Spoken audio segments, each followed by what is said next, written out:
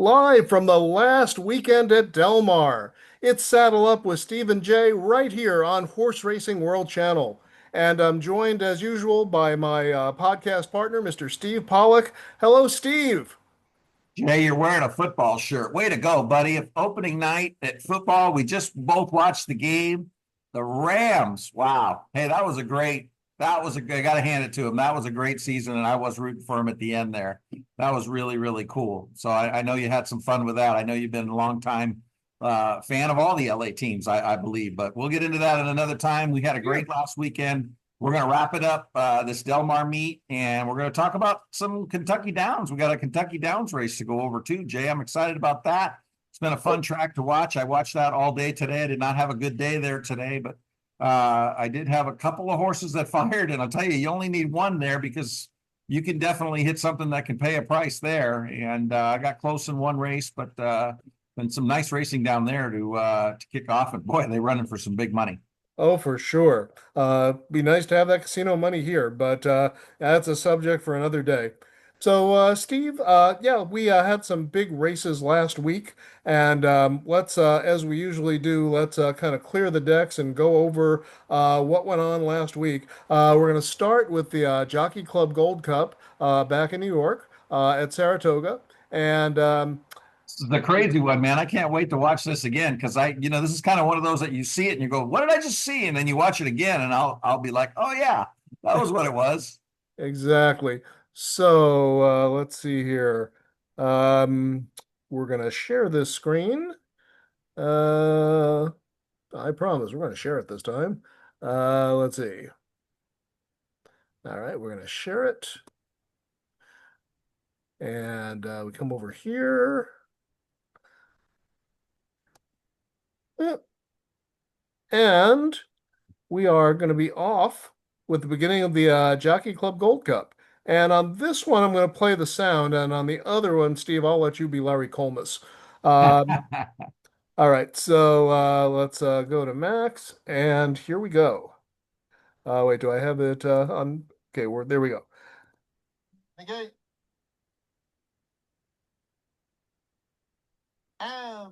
Contrary thinking gets off clean, and look at number seven, the front runner, who just knocked over chain reaction. That's a Red Ortiz dropping off Mindframe. Mindframe's none the worse for wear, but a Red Ortiz certainly took the impact.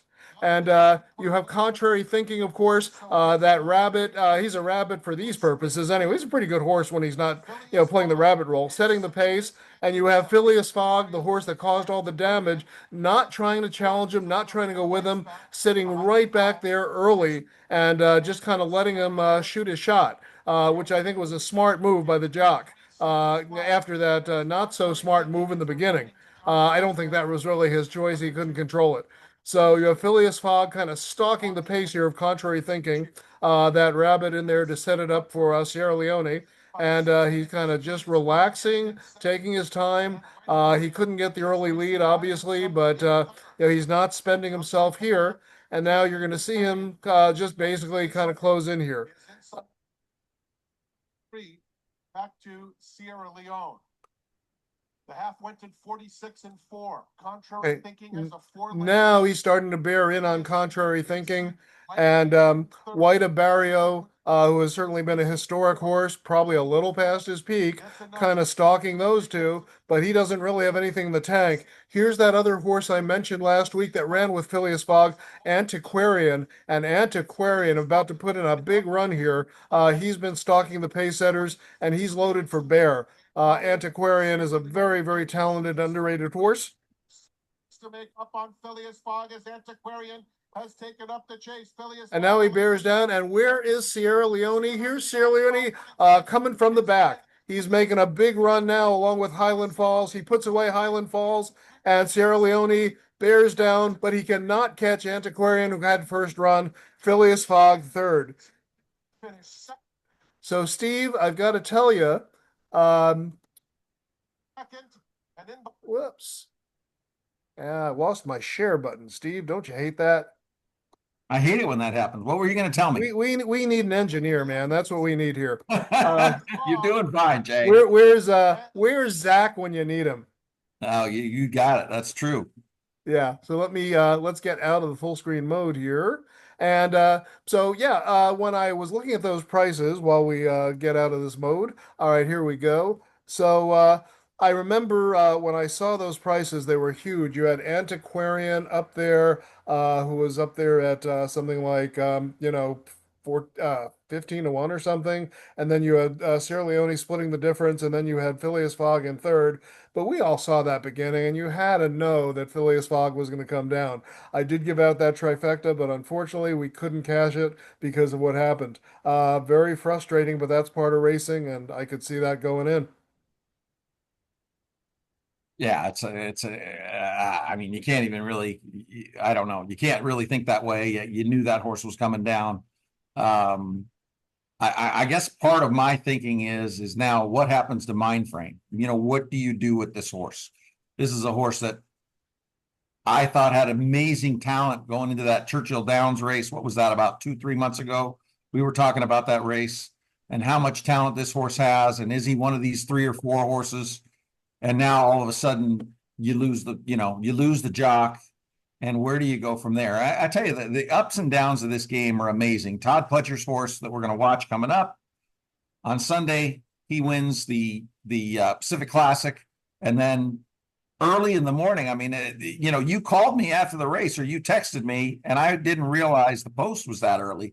Jay, I missed the race. I was concentrating on the races, and I didn't realize that they started that early. And which can happen on a 5-day race week for me on a Monday, and that's exactly what happened. I had to watch that race and I had to watch the replay. I didn't see it beforehand, but amazing what can happen, the ups and downs. Todd Pletcher could not have been any higher with the effort of fierceness. And again, we're going to show you that race. And then you come back the very next day. And now what is this horse? What do you do, Jay? What are your thoughts? Well, I'll tell you what I would do, Steve, because Nysos had that minor foot bruise, and he missed the Pacific Classic, of course, and that would have been an entirely different Pacific Classic if Nysos had been in it.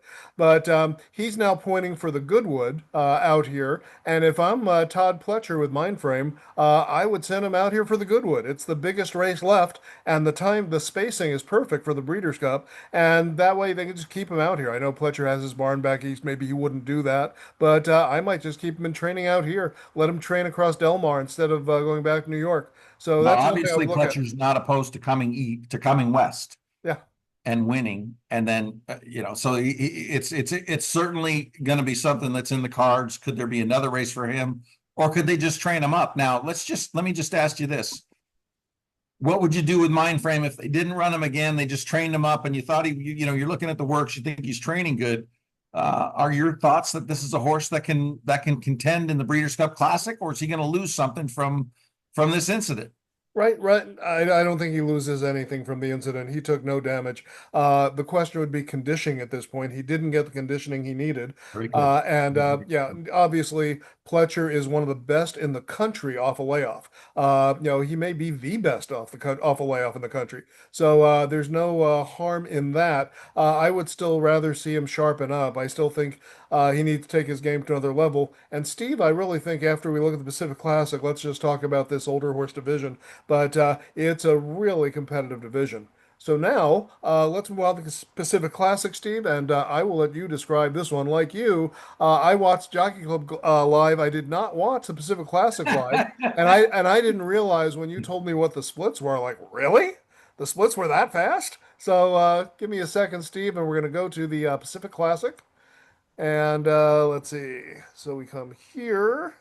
This While has you're got, doing that, Jay, let me just talk to the fans here a little bit. yeah. Whenever you see a temporary rail, they run a temporary rail in a 1.125 race at Santa Anita in the 1.125 turf races, which we see about 3 or 4 of those.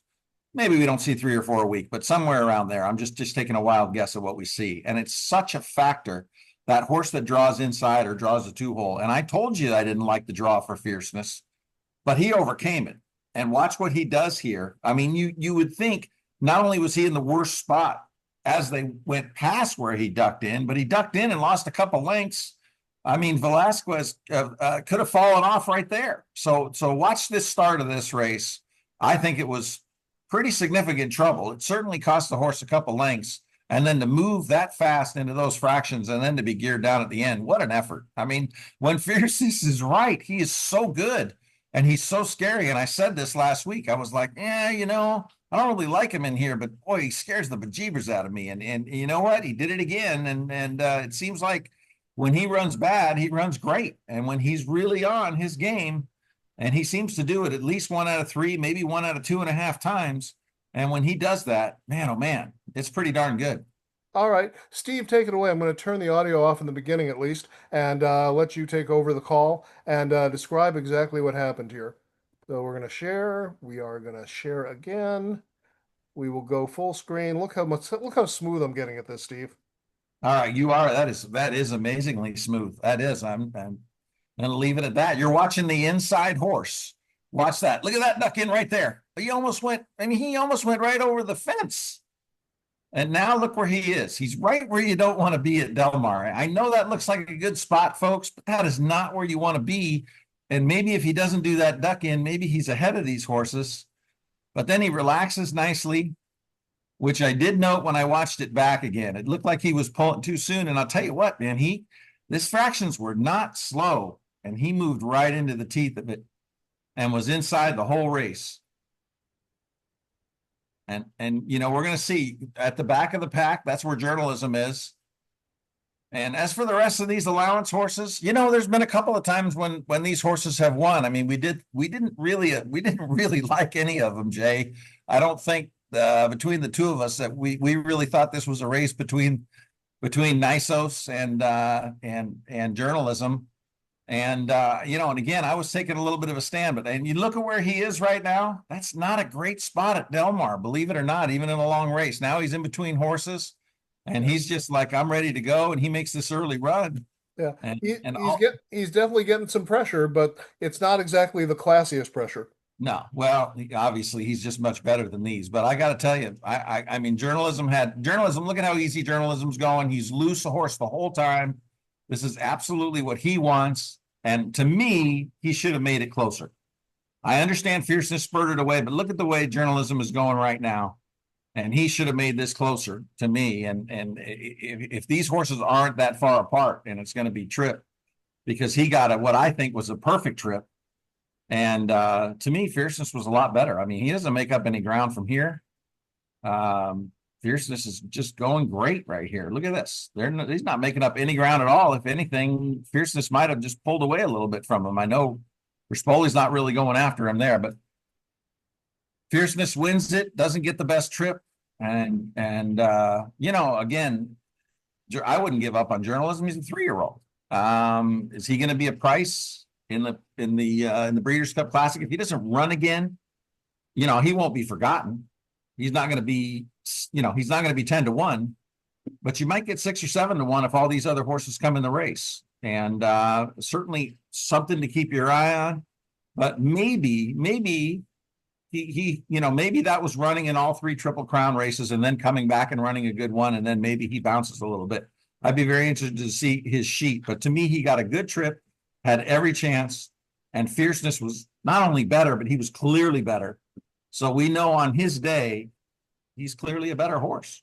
Yeah, Steve. I mean, let's talk about some of these older horses for a minute, because you had you know, the two out here. You had Nisos, who didn't get to run, and then you also had back east. You had Sierra Leone, Mindframe, who, for all intents and purposes, didn't get to run, and Yeah. then you had new contenders. I mean, they were not new to me, but you know, a lot of fans didn't realize that, you know, Phileas Fogg and especially Antiquarian were of that class. Because let's face it, Steve, you couldn't ask for a faster pace set by Contrary Thinking for Sierra Leone, and then you had Phileas Fogg, who was almost as fast right behind. So Sierra Leone certainly had pace to run at, and yet Antiquarian got first run. He could never make it up.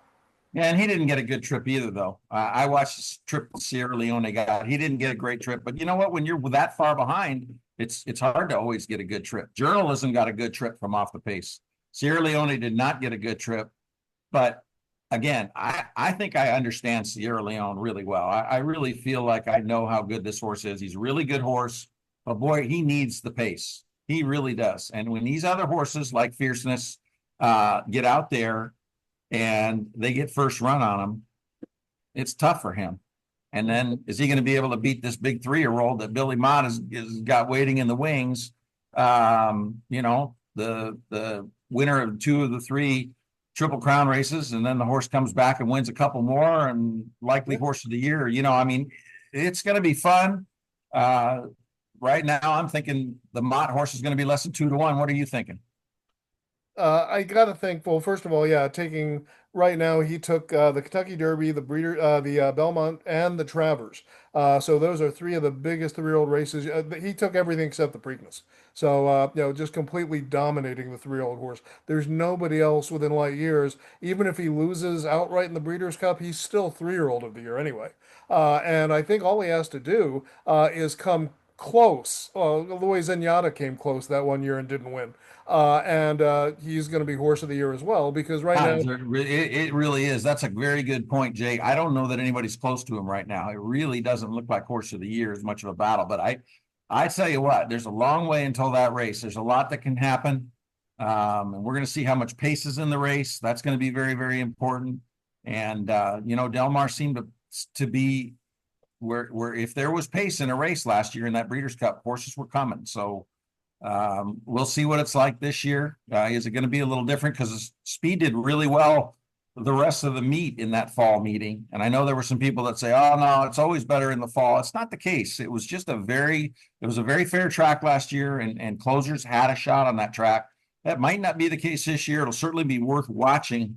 But there's a long way to go, and there's a lot that can happen. And I'll tell you what, it is looking like it's still going to be a very good classic.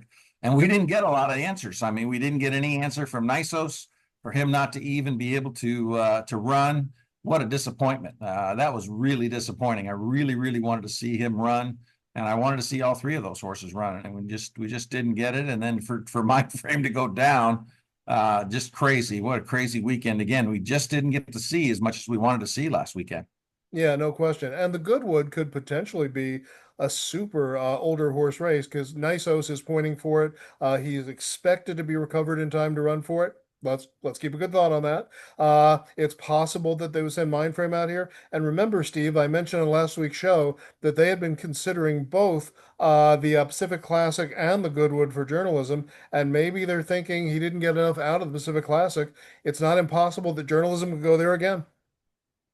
Yeah, and how about the horse that ran on Monday here at Del Mar that you liked as a single in the pick 5? That horse was, I got to tell you, he looked about as good on the track. You know who I'm talking about? The horse that won the Breeders' Cup Mile last year. The name escapes me right now. John Sub. Yeah, full Serrano. Yeah, I mean, I got to tell you, when Full Serrano came on the track, my jaw drops about once or twice a meet for a horse that looks unbelievable. What a looker he is. Full Serrano, amazing looking horse.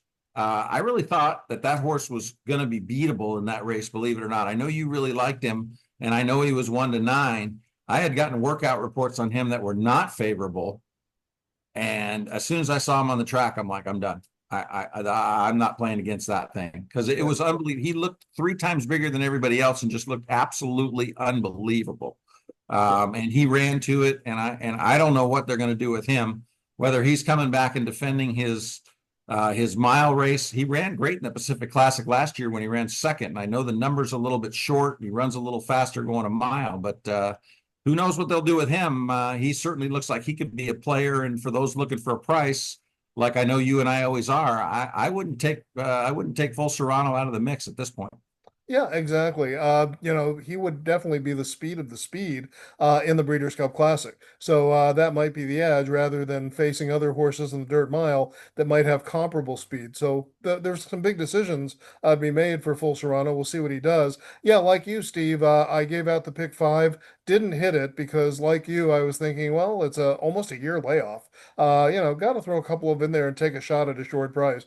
But yeah, he was clearly a single, and I went more towards singling the horse in the first race who didn't pan out, and that was not the best decision. The pick 4 paid very well too, so but I didn't give that one out. So Hard oh to well. single a horse like that. It is an advantage when a horse is coming off a layoff like that. Jay, I found over the years that you can tell a lot in that paddock, and I certainly, I wasn't at the paddock, but I was here watching at home on my computer, and the horse just looked absolutely impeccable. I don't know if you saw him on the track, but he just looked like he was at a different level. And you can tell when these horses look a little bit short and as humid as it's been, a lot of the horses are washing out now.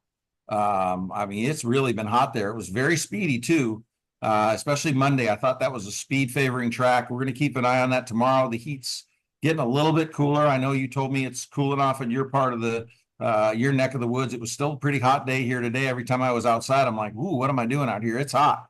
And you know, I always have to come up with an excuse not to throw the trash out. Exactly. Steve, before we get into this week's races, just a couple of quick notes on what's going on internationally overseas. The Irish Champion Stakes is coming up next week. That's always a big race.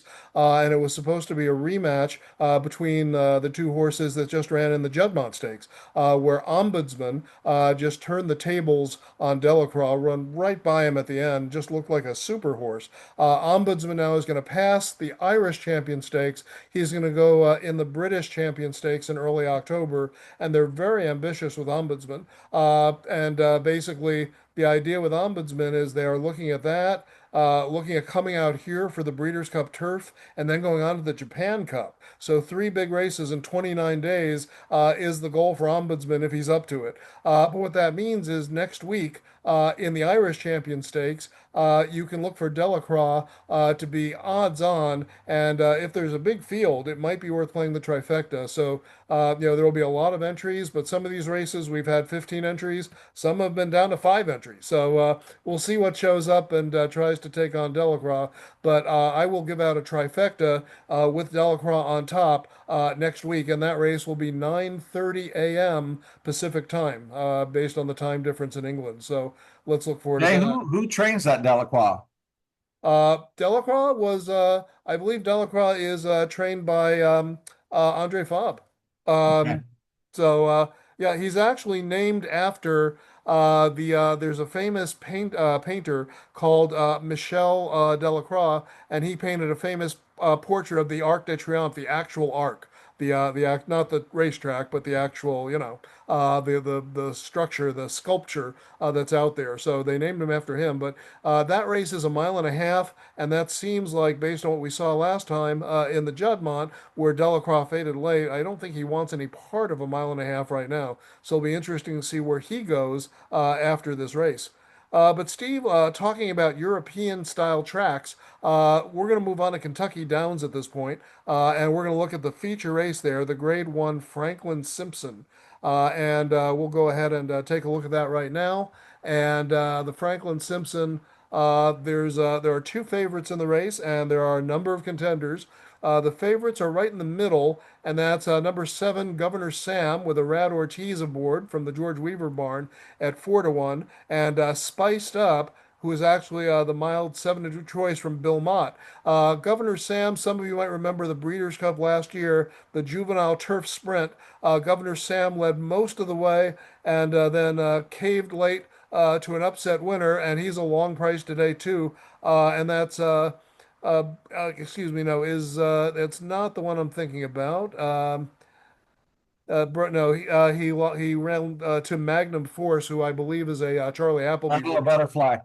Yeah, a Bridal Butterfly beat him the race after the Breeders' Cup. Right. And but Magnum Force, I believe that's a Charlie Appleby horse that won that. And then Arizona Blaze as another top European that came in second. But Governor Sam, his record has been impeccable, and except for the Breeders' Cup, he's been odds on every race. Point 90, $1.74, 96. Last time 55 cents on a dollar, but he got beaten by Spiced Up, number 8, who just ran right by him. Now, Steve, in the Grade 3 Mahoney at Saratoga, now that was at 5.5. This is at 6.5.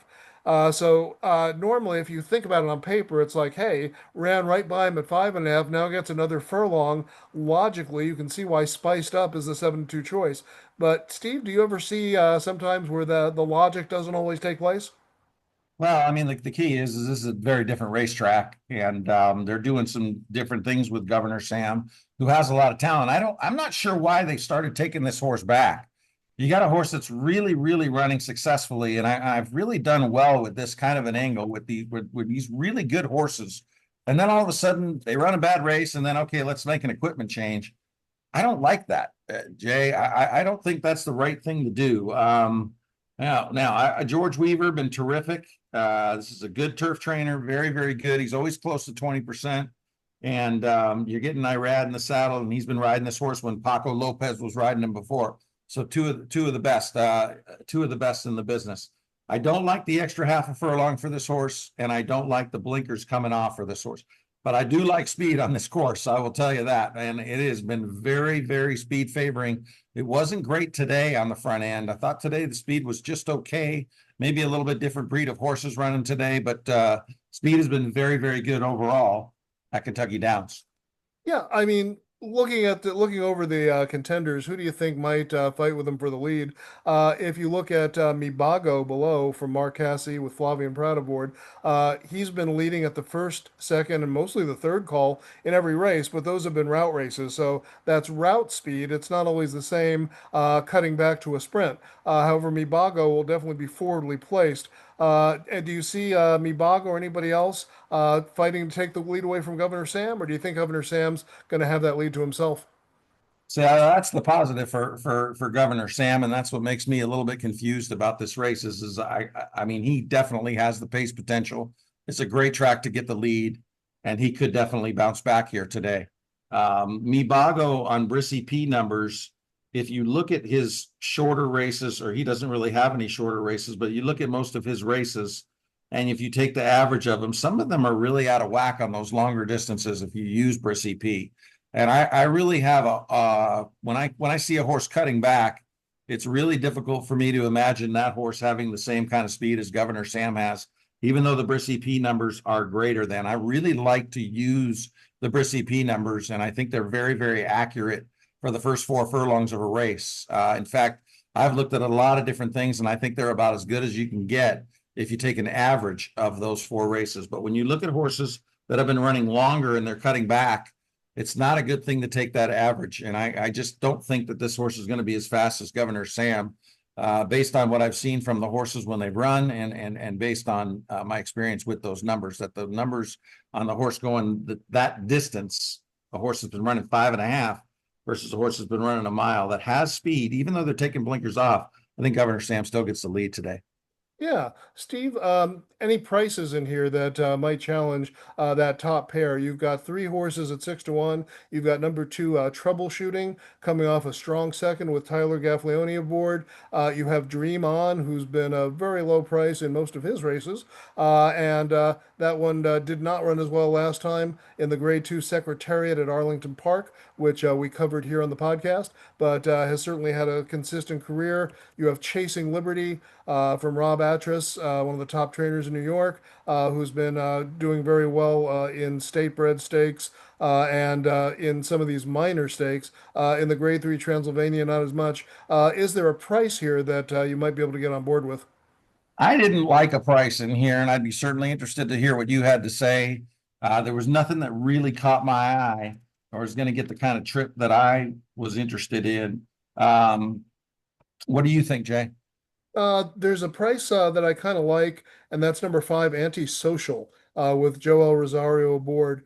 In the Secretariat last time, pressed the pace every step, gave in a little bit late at the end to Giacoso and Simulate, 2 very good horses. That allowance horse before was a 91 Briss, and again, sat off the pace and pulled away a little bit late. And that was at a mile, so kind of should be well legged up for that 6.5 distance. And it's not that much of a cutoff. Had 3 sprint races, broke his maiden going 6 furlongs on the dirt in the mud under Joel Rosario. So Antisocial at 12 to 1 is one I would look at, if not on top, absolutely in the exotics. Joel's riding the track well. I thought he rode well last weekend when I watched. I think I watched every one of the races there. Today, I don't recall him having any wins today, but he's definitely putting horses in the right spot and cutting back here. It's just an interesting race. The reason I am shying away a little bit is I know how speedy this track has been, and I don't see a lot of speed for good horses. And when I see that, I think the race goes through Governor Sam. I don't think he'll be 4 to 1. I think he'll be less than that, and maybe he even goes off favored. But I'm leaning towards probably not making a big deal out of playing this race, even though these are good horses. And I'm certainly going to be watching because we got to watch these horses now because these horses are going to be coming for the Breeders' Cup here at Del Mar. But I will say that speed has just been excellent there. And last week there was a 6.5 furlong race there, and I was really sure I had the horse that was going to be on the lead, and I really liked the horse, and I played the horse. And the other speed won the race, paid $42. It was the only two horses that could have possibly been on the lead, and the other one paid $42. It felt like I maybe made a little bit of a mistake in the race in going back over the race. When I was done, I thought, boy, I could have played both of these horses. And so the horse I liked was 8-1. And again, I felt like it's such a speed favoring distance with only two speeds, feeling like one of them was going to win the race. But and I feel that way about this track right now. And with this horse having such a big pace edge, I'm a little bit shy about picking a price horse in here. I hear you, Steve. One more price horse that will be on my ticket somewhere, and I'm still formulating that ticket because I do have a couple of days. But the one we talked about, Bridle of Butterfly, that's the horse that beat Governor Sam the race after the Breeders' Cup. And Bridle of Butterfly has kind of tailed off a little figure-wise, but this is basically he's had a little freshening, and there's every chance he get back to that 88 that he ran with over Governor Sam and over Out on Bail, who's also in here. And if he can, if that freshening helps, Bridle of Butterfly can certainly be a threat in here. So I think that kind of covers all the angles here in the Kentucky Downs Franklin and Simpson Stakes. It's a grade one for $2 million. So all the big jocks are out for this one, and this should be a very, very good race on a very, very good card with a few other $2 million races. I mean, all the purse money, Steve, that they put into one day here could cover an entire meet out here at Santa Anita and Del Mar. It's incredible. I mean, we know why this is happening, and again, that's for another day. And we're losing a lot of good horses. We've had a lot of Southern California horses. I think I've seen somewhere 6 to 10 every day that would be running here that are out there, and that's a shame because it's definitely lessening the end of the meet here. We had some good races last week. The Green Flash was a heck of a race. We've had some good races here. But definitely the turf races are hurt a little bit by the Kentucky Downs with those big purses. These trainers, I can't blame them. I know Mandela's got a couple horses that are going back there that could have been running here. Pete Urton has had several horses run back there. Richard Baltus, congratulations to him winning with a California horse in the $2 million sprint race down the hill there. I like that little hill course they have there. It's like a little bit of a hill. It's not near as big. In fact, my buddy was there last week and he said, it's nowhere near like it is at Santa Anita. He said, it's just a little hill, but there is a little hill there. Yeah, for sure. Steve, let's move on to Del Mar and let's take a peek at the Grade 1 Del Mar Debutante, or as we might want to rename it, the Bob Baffert Debutante, because as usual, he's got three entries in here. He's got number one Explora with Juan Hernandez aboard. He's got number two Hamika with Kazushi Kimura aboard. And he's got number five Bottle of Rouge, Mike Smith aboard. All three of these horses were ridden by Juan Hernandez. They all won by a distance in their last race.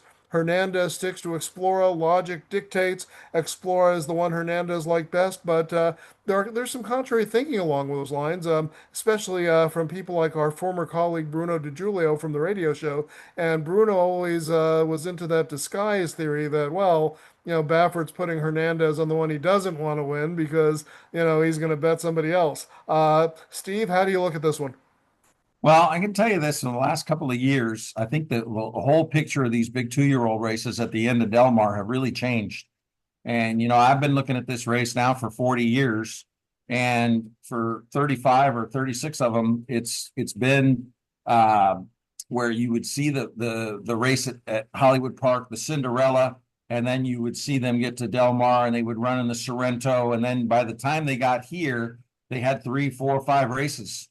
And now all of a sudden, all these horses only have one race. And I've seen a lot of price horses in here, a lot of volatility. And if you go back to last Monday, there was a Sam Scolamari horse that paid $40. If you were a fan of Ragozin or Thoroughgraph Sheets, and I actually had gotten both for that day, or you're a Brisnet figure fan, The horse that won was about 12 points slower on out of one figure. I think on Brisnet it was 12 points slower. On the rags and sheets, I think the horse was 4 or 5 points slower, and the same went for Thoroughgraph, and the horse was a winner and won pretty easily. Jay, I think we're seeing some volatility. If you can find some angles in these races and find some prices, Hamika was incredibly impressive. She has won 2 races for Bob Baffert, been incredibly impressive. She's inside, which isn't necessarily where you want to be, but she's been inside.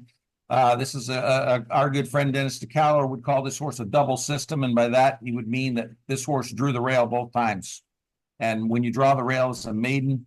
Now there was only 5 horses in one race and 6 in the other, but she's been incredibly impressive. And certainly a horse that I would include. But if you find a horse that you like price wise, I can see horses making big forward leaps in this kind of a race. And I don't know that I see one in here. But Himika was incredibly impressive. But I will say, like I said, I think these 2-year-old races have become more volatile, and we're seeing more prices in these races. Yeah, Steve, I mean, the one that jumps off the page to me as far as the one that could improve is number 6, Lawali at 10-1 from Mark Glad, who had another huge meet contending for the win and didn't quite get there. But, Mark again showed his superior horsemanship in the Del Mar meet. And it's not over yet. He could still have a bang up opening weekend and get it out. Right now, I think he's a couple behind Bob. But Lawali pressed the pace, got up in a nail biter by a nose. Big brisk 88 figure, not quite up to the Bafferts. But do you think Lawali could have enough improvement in her? Like where that horse is going to be on the track, Jay. I think it's very important. These 2-year-old horses. I always like being outside at Del Mar in these sprint races, especially the extra coming out of the chute. And I think this horse will be in a very good position. And I look at Frisu on this kind of a horse. And when he's in the clear the whole race, horses run for him. And I really like that fact. And this is definitely a horse that I'm going to keep an eye on and maybe perhaps dig a little bit more in this race, because I do think that this is a race that a price horse can win. And this is going to be, a part of, who knows, they could be a pick 6 carryover going into it or what have you, but you could be wanting to play pick 3, pick 4, pick 5 through here, or even just playing the race straight. But I will tell you, I wouldn't just turn the page on these races. These are races that price horses are winning. Yeah, absolutely. So, Steve, it's time for us to dig in and drill down. We're going to look at the Grade 2 John C Mabee, named after one of the great legendary owners in California horse racing history. So it's a very fitting tribute. This is a Grade 2, 250,000 for fillies and mares on the turf. And by the way, Steve, before we get into this, I just want to correct the record from before. Delacroix is actually trained by Aidan O'Brien and ridden mostly by Ryan Moore. So it was not Andre Fabre. Sorry about that. Still pretty good connections. No question about it. All Went right. from So, one Hall of Famer to another. yeah, absolutely. So, Steve, let's go ahead. I will kick this one off with number 1, Mahina. Mahina comes out of the Grade 2 yellow ribbon. This is a Grade 2 as well. Class level should be comparable, and yet Mahina was not really competitive off the last one. And if you look back, this one was competitive in Grade 3s. Usually there's not a lot of difference between a Grade 3 and a Grade 2. This is so basically the question is this just a half a notch too tough for Mahina at this level? And he loses Hector Berrios today. Drayden Van Dyke takes over, not having a great meet. 4% wins, 2 wins overall for the entire meet. Unfortunately, Drayden, who kind of rebounded over at Santa Anita, has kind of fallen back into his old habits. I think that's a very negative jockey switch, going from one of the best turf jockeys in the colony to one of the worst. I think Mahina is up against it. Super high 5 material, maybe even that might be a reach. You know what, Jay, you hit this on the head. I don't want to bury the guy, but boy, oh boy, Drayden is just putting horses in ridiculous spots. I singled him on a horse last Saturday, or it could have been Sunday, in the pick 6. And I mean, this horse was clearly the fastest horse early in the race. And for some reason or another, he grabbed a hold of this horse, never gave the horse a chance to run, and on the gallop out, he was 5 in front. I was so furious. I just don't like the way he's riding. I don't know what he's doing out here. He really seemed to be putting things back together. Then he wins $1 million Breeders' Cup race last year after really getting things going at Gulfstream, and now he's back here. I know that his family's back here, and I think he married Ron Ellis's daughter. Oh, And did maybe he? there's something going on there where he came out here for that, and family is super important, but just doesn't look right on the horse right now. I don't like that. And but what race this horse comes out of, there was no pace on, and it's really hard to judge horses. If you want to go back and look at that one's previous, I don't quite like this horse enough, and I don't like the rider change. When I'm seeing him on a horse right now, especially after what I did, with last Saturday with me losing the first leg of the pick six, I'm out on Mahina. Well, Steve, let's talk about a horse that should be a more realistic contender and one that handled him pretty easily last time. Take it away with Public Assembly. Yeah, and in the race before that was against Be Your Best, who's one of the best in the country. It's a 4-year-old. It's second time fill. There's lots to like about this horse. Had to leave somebody out that was on the fringes, but this horse, to me, has a lot of pluses. And I probably will have this horse on my sheet because I'm going to probably use 4 in this race, but I did not have this. So this is probably my 4th horse. This horse did not run badly in that race, and Heredia just ran great. I think you and I both liked it. We weren't sure that the horse was going to lead. In fact, I didn't think the horse was going to lead, and the horse just went to the lead and ran great. But she looked great on the track, and maybe she's at another level than these. But no embarrassment with her run. This is second time fill, which I've talked about a number of times. His horses always come back, seem to run better off the layoffs. Second time here at Del Mar. I don't see any reason she won't run good. She's actually my 4th horse in here, Jay. She will not be in my top 3. Okay, I think Public Assembly is a very legitimate contender. Obviously, a Grade 3 winner, and this one's also competitive at a Grade 2 level, unlike Mahina, who has been up against it, going against better. This one has good tactical speed, will sit and press the pace, never is going to set it, but doesn't come from too deep either. Public Assembly is a very legitimate contender in here. And we'll move on to number 3, Mission of Joy. This is a horse that disappointed me last time. Had her in my top 3 against Heredia, who we both liked. Anytime we both like something, Steve, people should get aboard. I don't know if we're going to both like the same horse today, but we'll see what happens. But Mission of Joy basically pressed the pace and then just caved badly at the end. Graham Motion trained her up to that race, leaves her out here in the hands of Phil D'Amato. That's certainly not a downgrade. Both top trainers throughout the country. Mission of Joy has a good gear, and on her best day, she's competitive with top horses. Maybe she just needed the race over the track. It's a mile and a 16th. I don't know that a mile and an eighth helps her. This is the kind of wise guy horse, though, that you look at it and say, logically on paper, she doesn't figure, and yet this type of horse often bounces back and can figure. Have to like the fact that Hector Barrios, who gets off Mahina, lands here, one of the best turf jocks in the colony. I'm not sure if Mission of Joy is going to be in my top 3 this time, but I am looking at her, and I'll decide that at the end of this little segment. Now, this is going to show what a competitive race this is. You pointed out all the really good things in here. I love second time fill. I mean, anything Hector's on at 12-1 that's going to possibly save ground. Certainly a horse to look at and will not surprise me at all. But she is not in my top 3, Jay. She is just going to miss it. And again, this is another horse that's outside the top 3 that can win. Yeah. All right, Steve, what do you think of the favorite, the betting morning line favorite, Maduro? Loved her race last time. She was pretty darn impressive. Speed Urton. I mean, she's fresh. I'm going to try to beat her in this race. I wouldn't be surprised to see her very close to the lead. Again, there's not a whole lot of speed. She can be tactical. And she's handled the extra distance. She's only 3 lengths behind. She feels pretty. Watchtower ran today at Kentucky Downs, who she finished a nose behind way back as a late 3-year-old. Second time off the bench in here for a good barn.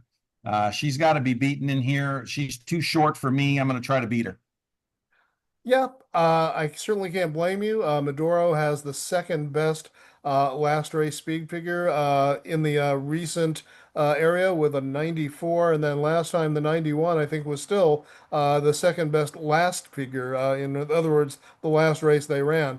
Maduro has a number of things to like about her. Not only is Erton a top trainer, but he does pretty well on turf with 21% wins with Umberto Rispoli, and Rispoli is the top turf jock in this colony, in my opinion. I'll give him a half a notch above Hector Berrios. You might go the other way, and you wouldn't be wrong. But Yeah, Pete's they're having a both great great. meet at 28% wins. This one loves the course at 2 to 4, at 2 for 4, excuse me. And this one will absolutely be somewhere in my top three. But we try to beat favorites here unless we can't. So I don't think Medora is going to be my top choice, but she will be in that ballpark. Looking at number 5, Hopeful. Antonio Frezou gets off this one for Mark Glatt, and Frezou rides a lot for Glatt, so obviously Frezou thought he had better chances with Public Assembly, who we saw earlier. But this one, basically sat back a little bit against easier, made a little bit of a run, closing on the leader, but wasn't really passing any horses. Um, I just think Hopeful's overmatched. Yeah, I don't like it that she's 5 either. You know, when you're trying to bet horses to improve, you really need to look at that age of the horse. And when I see a 5-year-old and I know I need improvement here, Baltic Fire won that race. She was 1,000,000 to 1 when she won. Vibez did come back to win last weekend, but that's the level below this one. She didn't get past that one, and now she's here. Kent's riding great. I got to say that. Congratulations to him. He's one of my all-time favorites. And if he could just finish a little better, if he could have finished a little better, he might have been the best jockey of all time.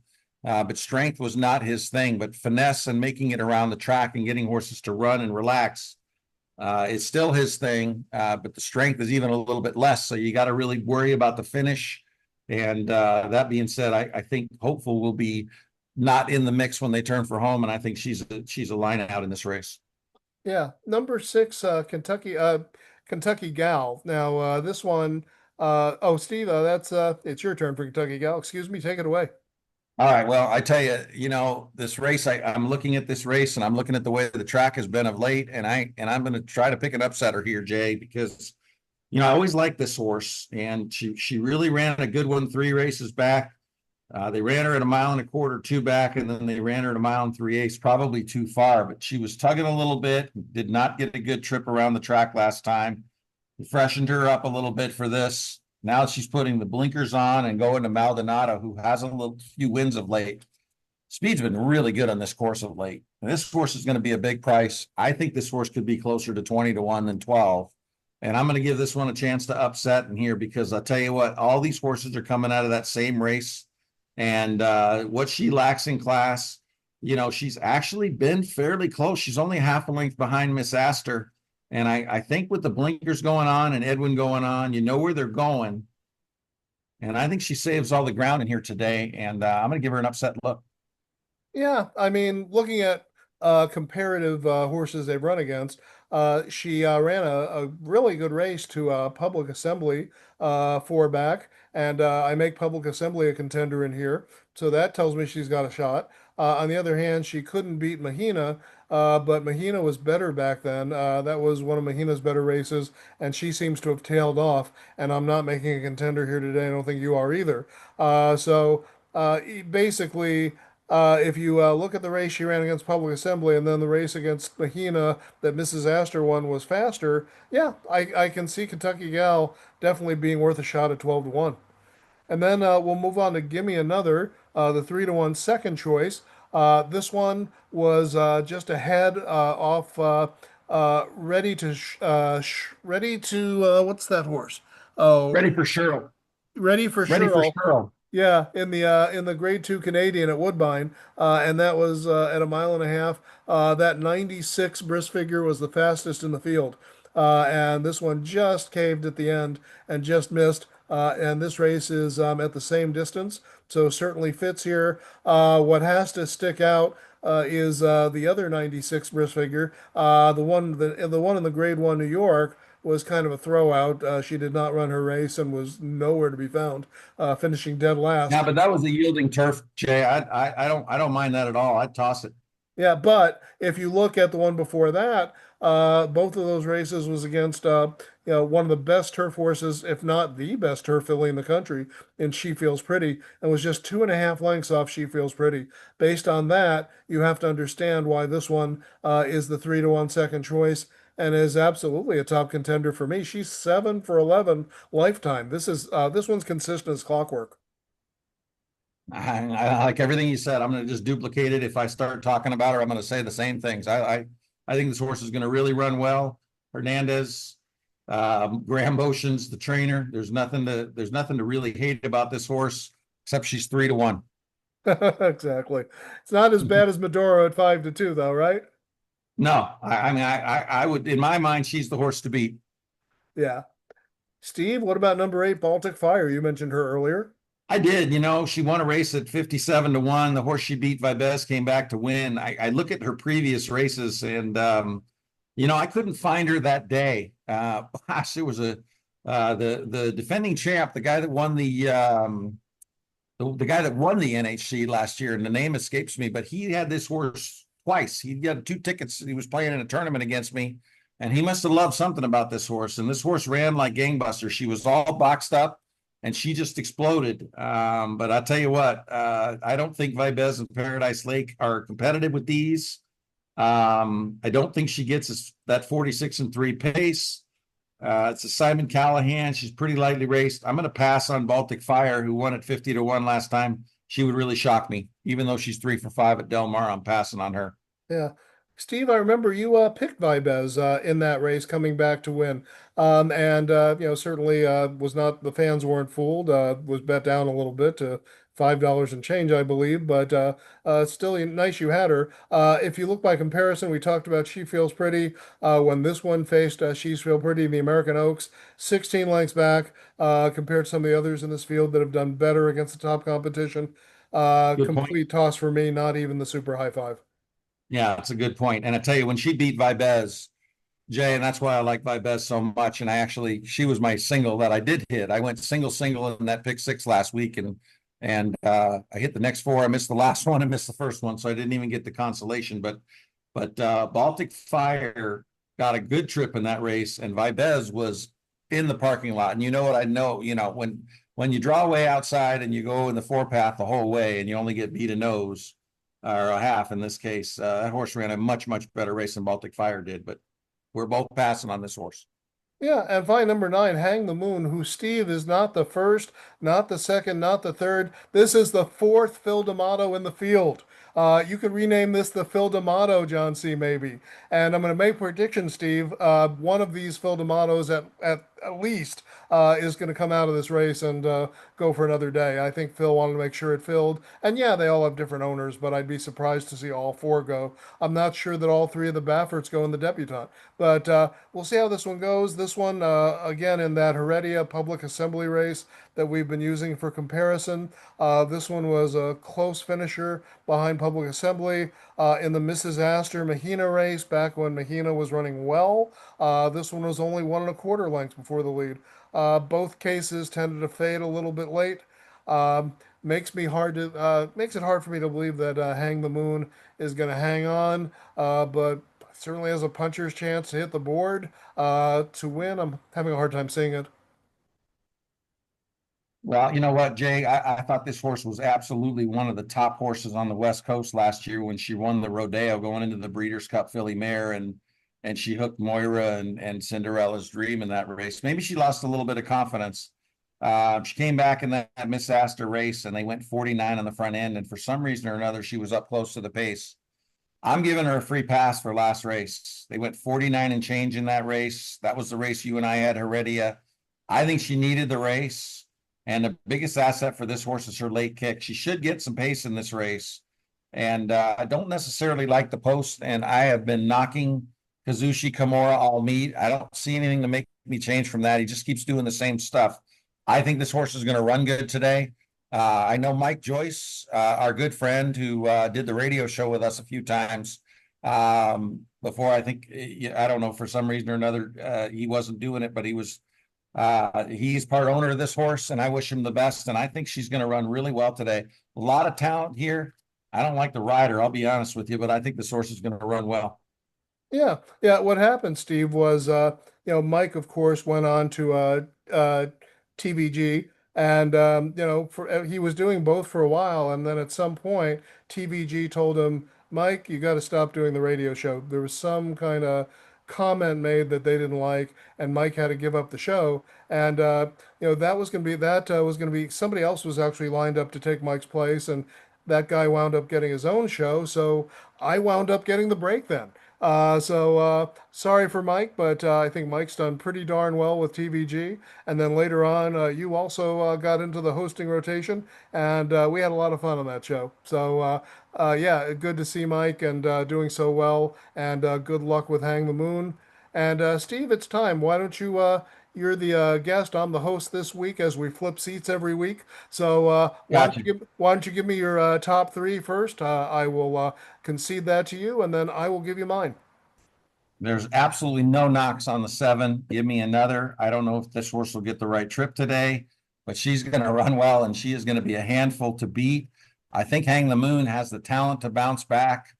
I cannot bet this horse straight because I just can't get myself to play this rider. I hate to tell you this. I do not like the way Kimura's riding this turf course, and I am not betting him on anything right now, but I'll use a horse like this in the pick 3 because I think this horse has a lot of talent. And I'm going to try to pull the upset here. I'm going to put Kentucky Gal. I think she'll be a big price. I'm hoping for this one to be completely forgotten.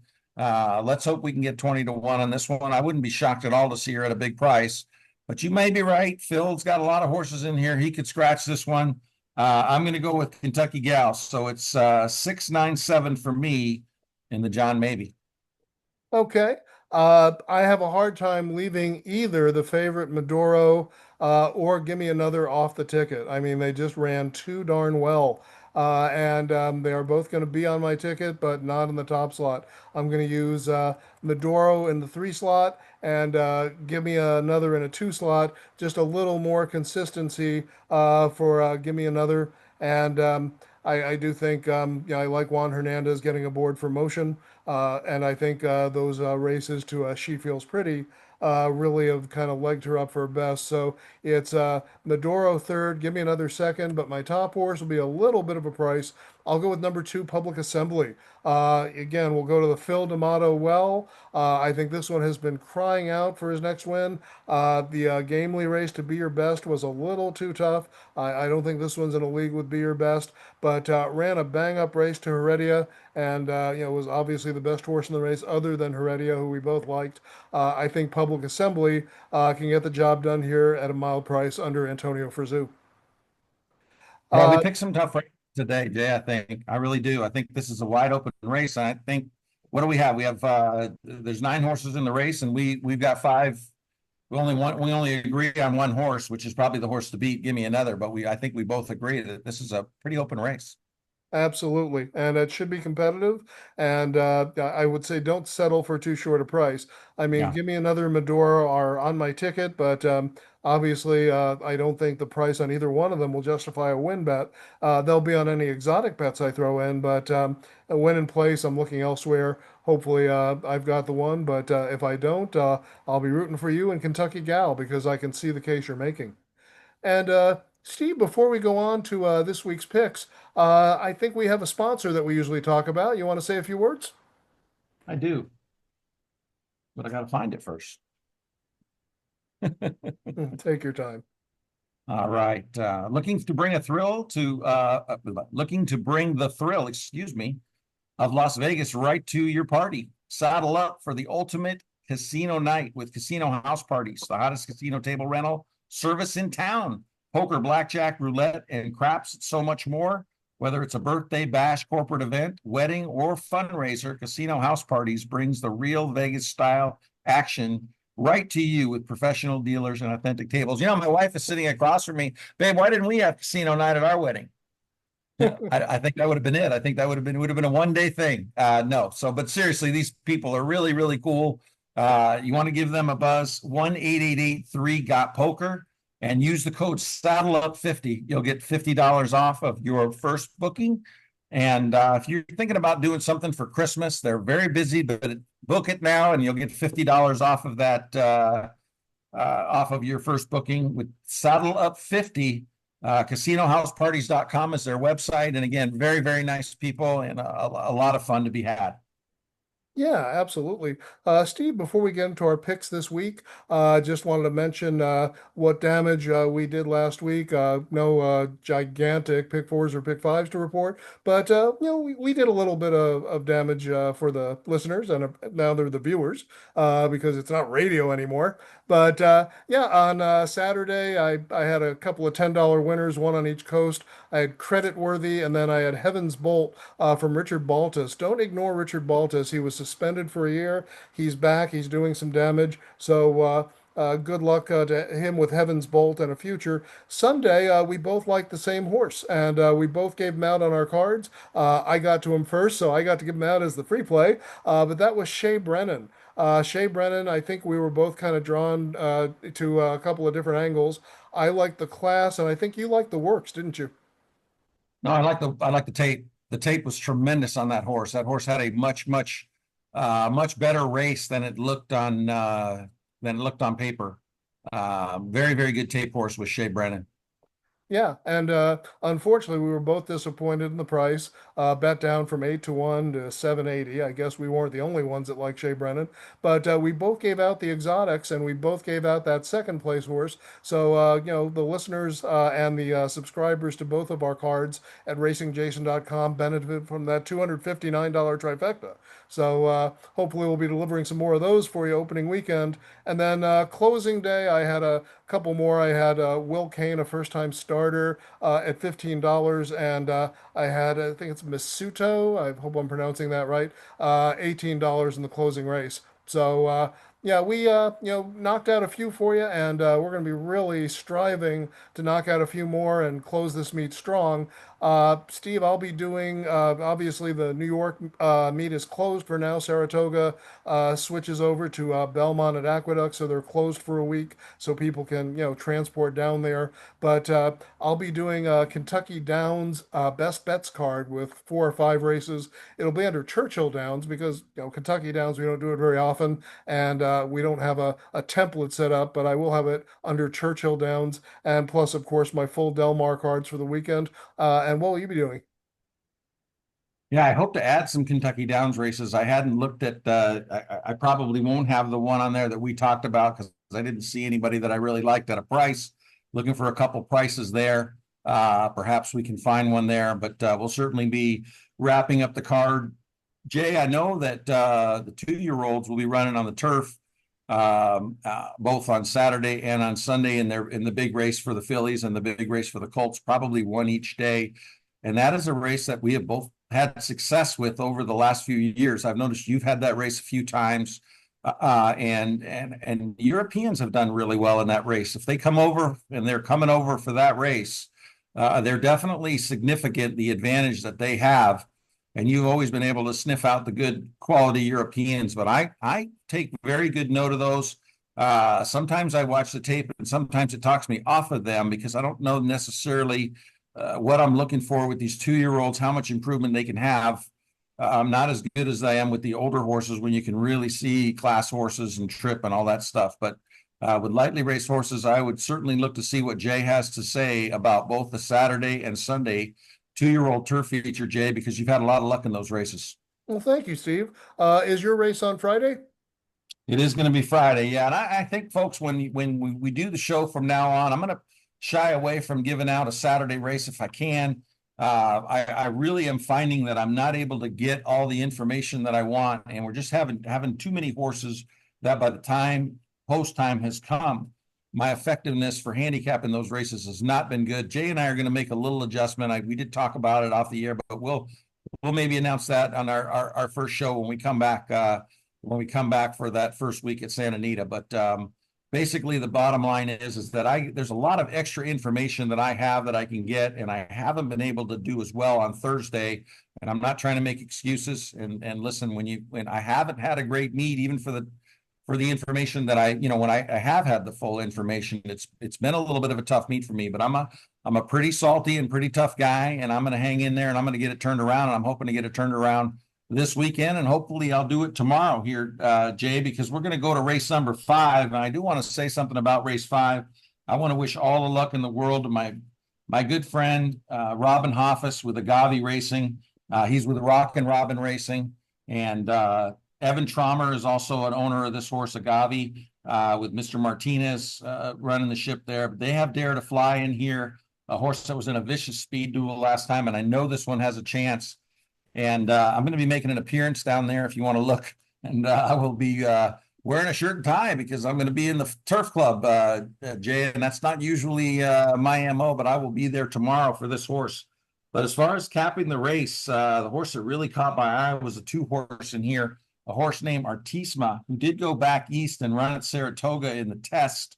And that was a vicious speed duel after missing the break a little bit. I really like this one's race. Before that, this one has a nice win at Del Mar here as a 2-year-old last year. And it's the same trainer that you talked about before, Richie Baltus, who's having himself, he's had a nice couple of weeks, including that $2 million winner that he had last Saturday. So Artisma is going to be my top horse. A horse named Usha, the 1-horse, ran a wonderful race last time for Bob Baffert. Does look like a little bit of a bouncer. She's got the fastest number on sheets. I think she's the horse to beat. I'm going to use my buddy's horse, the 5, and that horse's name is Dare to Fly. And then there's a long shot in here named Wish They All Could Be. I really liked her last race, and she was a vet scratch on 621, which I don't necessarily love when these horses come back and then they run a big race, because I thought she ran a great second. The horse that won that race came back and ran in a stake race. Maybe she was in a little bit over her head when she came back out of that race. But this horse drops in for 50.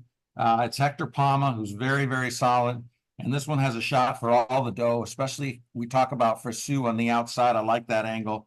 And I think that this horse will make a good run. It's the 2, Artisma, with 159. Keep an eye on the price of the 9. But right now for me at 5-1 in the morning line, it's a win bet on the 2. I'll play that try first and second, 2 $6 tickets. The 2 Artisma in race 5 tomorrow at Del Mar. Yeah, one more thing I like about your horse there, Steve, is Abel Escano gets aboard. He's a talented but underrated rider. Rid this one twice in the past when he was out here before they shipped him back east. And the price is 8-1 and almost 11-1. So look for that 5-1 not only hold, but maybe drift up a little bit. I always like that. Always like getting some value because, as we've seen with Shea Brennan and others, it's not always that easy to find. Yeah, that's for sure. I mean, the key is can you beat Usha, the 1-horse? She just was absolutely dynamic and exploded last time. I am a big believer in sheets. Jay, 15, 15, 14, 14, 3. That is a giant jump no matter how you look. If you're a Brisnet guy, 77, 77, 78, 77, and then 99. That is a bounce. And then this is a tougher distance to me, and then you're drawn on the rail. Now, the other angle is that speed has been really, really good, and it's still a little bit hot. And I think that track could play a little bit speed favoring. Keep your eye on the first few races. You can always get a clue as to what's going to happen on the rest of the day. I really, really wish that I could play, the later races, and I do. This is how I bet, but I like betting that late pick 4, late pick 3, and watching those first 5 and really going, hey, is there really a bias? Because I think about half the days this meet, I felt like there was a particular spot that you could be that would really be favorable. And, when it's been hot the last couple of days, speed's been very good. So I would take a look at those first few dirt races. I think there's 2 of them before this one. See if you can get any clues from there. And if speed's doing well, I would actually upgrade the 2 Artisma, because this is the speed of the speed play. This horse is going to be on the engine, be first or second, most likely early. I like the 2 Artisma for a minor upset in the 5th race tomorrow at Del Mar. All right. I'm going to look at a race at Kentucky Downs and a race at Del Mar. I'm going to look at a Kentucky Downs race fairly early in the card because I thought I could just narrow it down fairly well. So that means you have to get your bets in fairly early on this one. Not as bad as New York, but 10 o'clock. So Get this one down early and don't miss out on it. And the way I look at this, number three, Segoy from Michael Maker, who's Jay, having, I'm sorry, what's the race number? The it's race race number number? two. Race number two, Steve. Okay, go ahead. I'm sorry. I'm trying to write this down. Race number two. Go for it. Okay, and it's an $80,000 optional claimer, and the favorite here is number three, Segoy. And just for proportion's sake, an $80,000 optional claimer, which might pay a purse of 50,000 out here, pays $200,000 at Hmm. Kentucky Downs. So you're basically getting the price, the purse of like a grade three stakes in an optional claimer. That's how crazy these numbers are. Number three, Segoy is an experienced stakes horse with good early and mostly tactical speed. This one was up there on the pace in grade two and grade three competitions and actually set the pace in the Arlington Million last year and then caved late.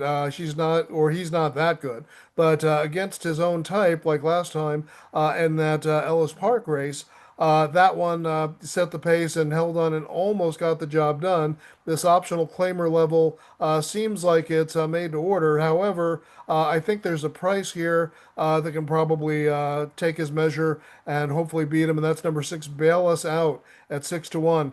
This one's been running consistently, graded competition the last two over at Woodbine. Yes, those were on to PETA, but this one has certainly won on turf before at a fast number. This one's been facing classier competition recently, and while the other one, Segoy, is going to get first run, I think there's enough pace in here that Bail Us Out has a good shot to overtake him late, and liking number six, Bail Us Out. Those are the two I'll be using in the horizontal exotics, pick four and pick five.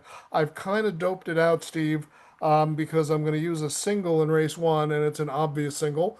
But there are some, first time starters in race one that do look, like they could potentially do a little damage. I'm going to still go with a single because if I want to play it, I got to single somebody. So it's $168 right now for the pick five. It's also $168 for the pick four. If I'm singling the one in race one, then obviously race two to five, it's going to cost the same amount. And I personally think 168 bucks is a little much to put into a pick four. That's right for a pick five. So what I'll be doing is I'll be watching the scratches. The problem is because these purses are so huge, not too many scratch. People don't want to duck out of this one to go for another opportunity because this is the opportunity, and you're not going to have another one till Kentucky Downs next year. So don't expect a ton of scratches. So I'll be using those two, and I'll be using a third one in here that I think has a shot, and that's number one, Risk Manager. Has not been facing quite the competition, but last time a big sweeping move against optional claimers, cheaper optional claimers to be sure, and drew away by 5 1/4 lengths. Risk Manager has a shot to win this, but makes the pick four and pick five tickets unaffordable, so he's not going to be on mine. So I'm going to play it like so, Steve. We're going to play a trifecta, and we'll use number three, Segoy, the favorite. We'll use number six, Bail Us Out. And then we're going to play Risk Manager kind of underneath. So I'm going to play two tickets. I'm going to play a 3-6 with 1-3-6, Risk Manager in the second slot with all. And then I'm going to play a 1-3-6 with 1-3-6 with all. So if it's one of the two that I think is more likely to win, we'll have it twice. And if Risk Manager at 8 to 1 surprises us and overcomes the classier horses, we'll have that covered. So it's again 3-6 with 3-6 with all, 1-3-6 with 1-3-6 with all. Race number two in Kentucky Downs, Okay. and we'll move Okay. Are on. you going to take a look at a Del Mar race as well? Correct. We are. We're going to look at race seven, and it's one of those races you talked about. It is the juvenile fillies turf. Not a lot of overseas horses here. I mean, you can certainly say that number 11, Yours Sincerely, got his start over there, but now he's got his feet on the ground here at Del Mar, so he's a local under the most improved jockey of the meet, Richard Ricardo Gonzalez. Uh, Tailed off a little bit lately, so he was up around 16, 17%. It's about 13 right now. It's still a heck of an improvement from the days that he ran at 5%. And comes back with a sparkling August 31st work, 4 furlongs, 48-1. Be very curious to see what Bruno and Andy and the boys have to say about that work, but it looks impressive on paper. The favorite in here, and the one I will try to beat, because Steve, that's what we do. If I like the favorite, I don't usually give them out, unless it's just an overwhelming, unbeatable favorite. But the favorite here is number one, La Ville Lumiere, who, despite the name, is not a foreign horse. This one was bred, of course, in Kentucky, and this is a daughter of City of Light. Second at 4.5 furlongs, and then ran a nice maiden win when moved to the turf under probably not your favorite jock, but he's a an average kind of hard trier, Kazushi Kimura.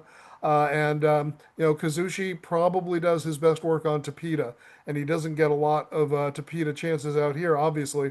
By the way, I should mention that if we ever do have, those rainy, like monsoon type days that we've had some winters, the training track at Santa Anita is now certified to run actual races. So don't be surprised, one of these winters soon, you will actually see races on that Tapeta training track. They are good to go on that. They did get approval from the CHRB, but that's not our That looks problem. fun. It looks like it looks kind of like a fairplex. It looks like a bull ring in there. Exactly. Yeah, it's inside and it is it's you can run.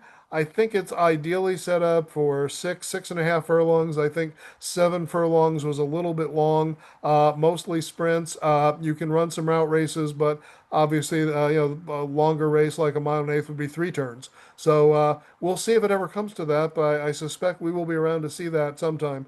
Anyway, La Ville Lemure with a 76 speed figure on the turf certainly is a contender here. But the one I like best is number 5, South Bay. Tim Yakteen, Hector Barrios. Obviously, Hector is one of the top 2 turf riders in the colony, and you can make your choice. His top rival, Umberto Rispoli, is on Improbable, who already ran at a mile and didn't run, frankly, that fast and is abandoned by Antonio Frizzou. I don't think Umberto is quite as loaded this race.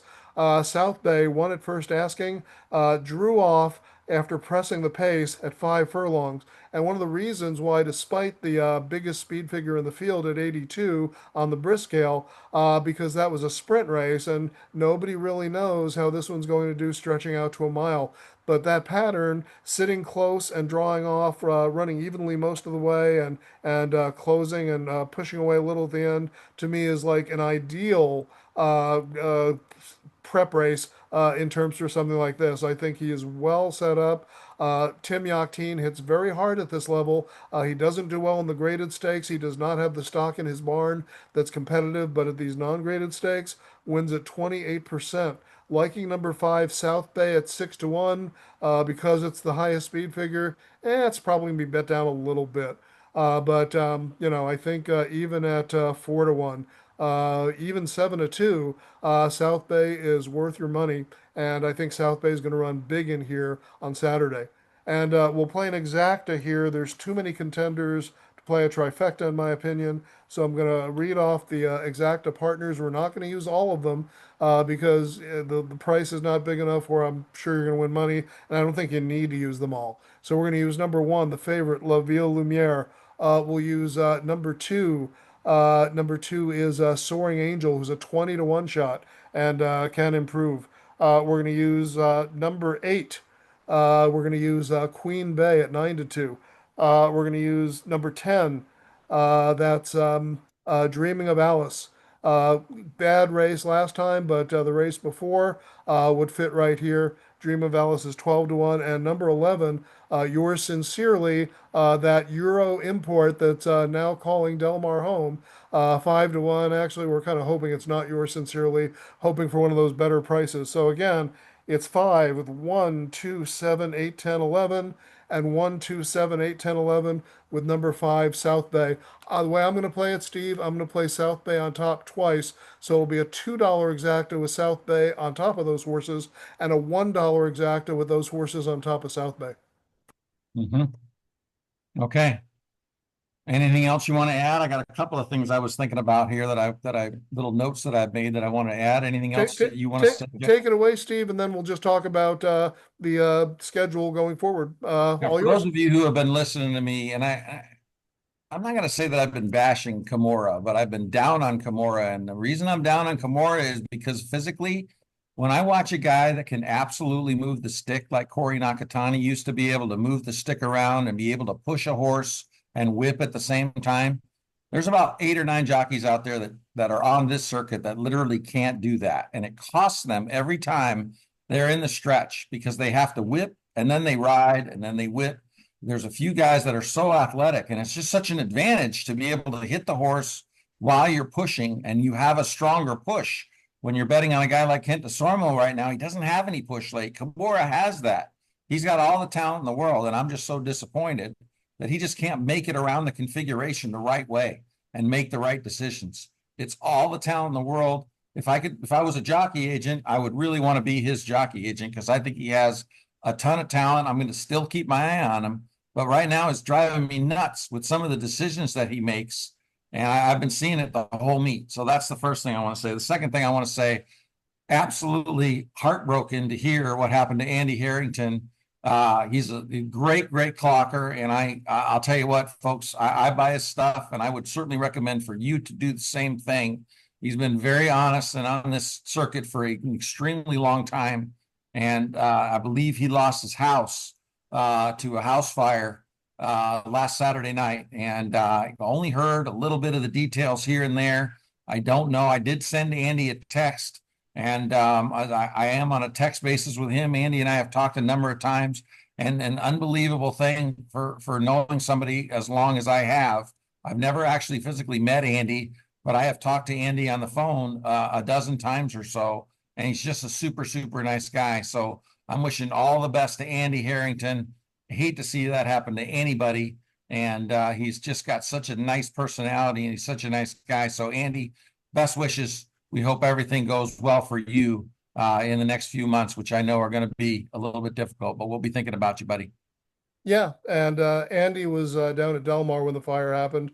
His wife was in the house, got some minor burns because it originated in the kitchen when she was cooking, but she's fine. They're both going to be fine, and yeah, that's a lucky break because as bad as losing your house and losing everything like that is, I mean, you can't replace lives. So very happy that both of them walked out relatively unscathed physically. So good luck to Andy and his wife in rebuilding, and I know they will.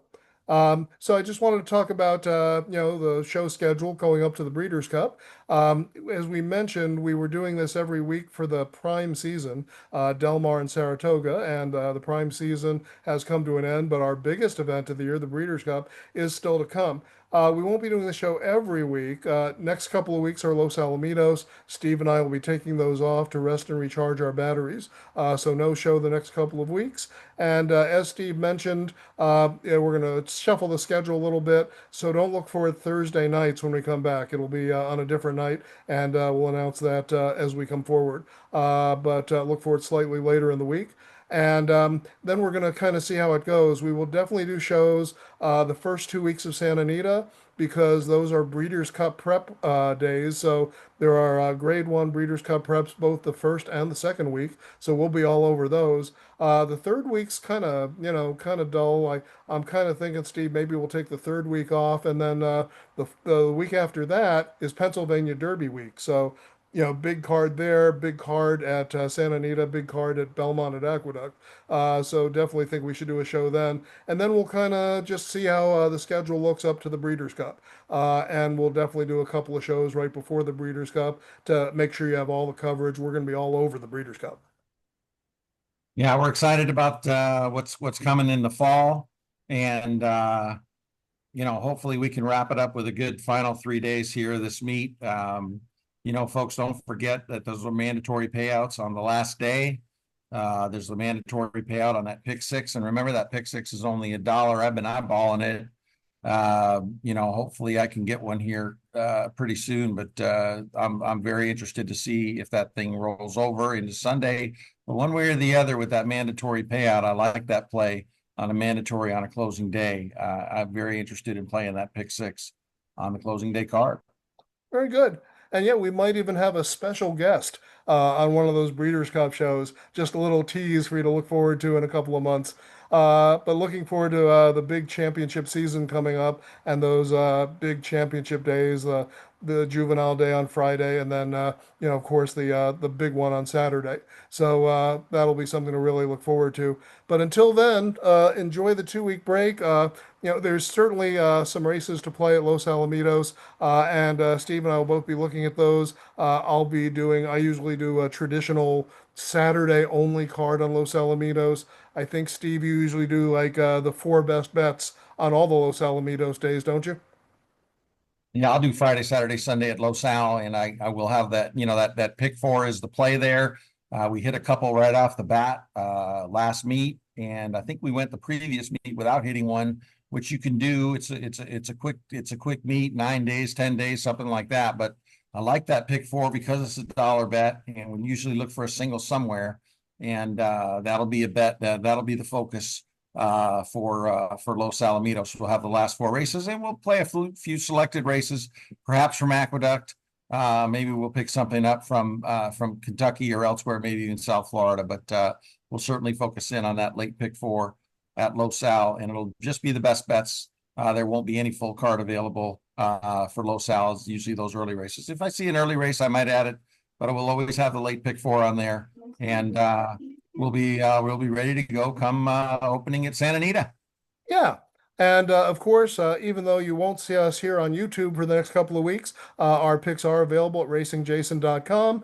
And there is that new homepage that Jason set up. And Steve and I put, not sometimes, we always put the podcast there as well as on the Horse Racing World Channel site. But you can see the podcast there. And Steve and I usually do a blog and update that every week or so. So look for our thoughts and our information, even if you're not seeing us on YouTube for a little break. So that's all we have today. We will see you back in a couple of weeks. It'll be Steve's turn in the host chair for the first one of those, and I'll do the second one of those Breeders' Cup preps, and that includes the Goodwood featuring NISO. So something to look forward to in a couple of weeks. So we'll see you in 3 weeks. All right, everybody, have a great weekend, and like Jay said, we'll see you in 3 weeks.